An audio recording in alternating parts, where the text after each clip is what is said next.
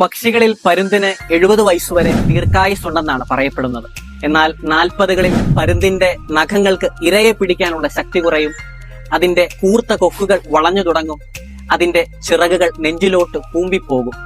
ഇനി ആകെ 2 വഴികളാണ് പരുന്തിനുള്ളത്. ഒന്നെങ്കിൽ ചരമം പ്രാപിക്കുക, അല്ലെങ്കിൽ മാറ്റത്തിന്റെ കഠിന വഴി തിരഞ്ഞെടുക്കുക. അത് തിരഞ്ഞെടുക്കുന്നത് എന്നും 2ാമത്തെ വഴിയാണ്. ഒരു ഉയർന്ന മലയിൽ ഒറ്റയ്ക്കിരുന്ന് തന്റെ കൊക്കുകൾ പാറയിൽ ഉരച്ചുരച്ചു കളയുന്നു. കൊക്കുകൾ വളർന്നു കഴിയുമ്പോൾ അതിന്റെ നഖങ്ങൾ പിഴുതെടുക്കുന്നു.